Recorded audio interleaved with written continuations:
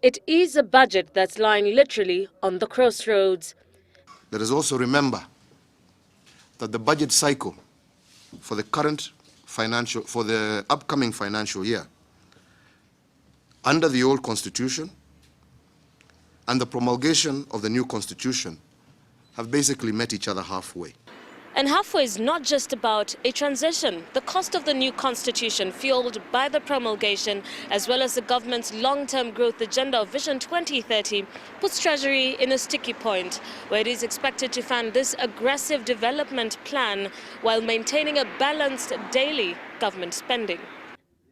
And this spending plan is divided into two major categories. Out of the 1.155 trillion shillings, 544.9 billion is for recurrent expenditure, which goes into such areas as paying salaries of civil servants, while 398.6 billion is set aside for development programs. Just having a big budget is one thing. Being able to absorb money and to absorb money in a way that does not ensure wastage is another. So what are the funding options available for this budget? One is the privatization of state-owned firms. Already 28 firms have been lined up for divestiture, but no timelines have been provided.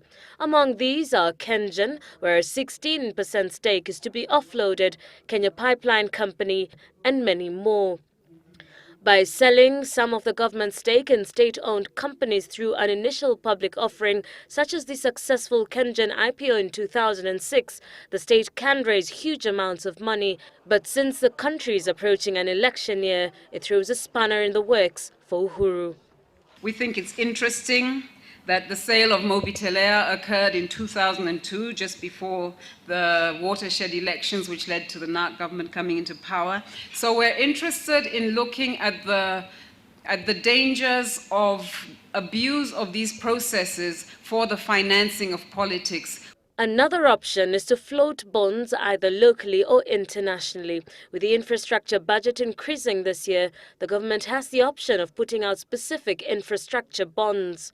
This amount of 221 billion shillings is an increase of 1,304% from the government spending on infrastructure in the financial year 2002-2003. The other option is to raise taxes. This could also include a raise in VAT, which now stands at 16%, while the other East African countries are at 18%. Treasury could propose that the rate of VAT be raised to 18%. The government also has the option of requesting for budgetary support from global lenders such as the World Bank or from countries such as China or Japan, but this has its long-term implications. So which of these options is Uhuru likely to use? Now, all this will remain unknown until Wednesday next week when the finance minister finally unveils his plan. Until then, this will be the top agenda. Just how will the finance minister fund his budget? Reporting for Sunday Live, I am Terryanne Chebet.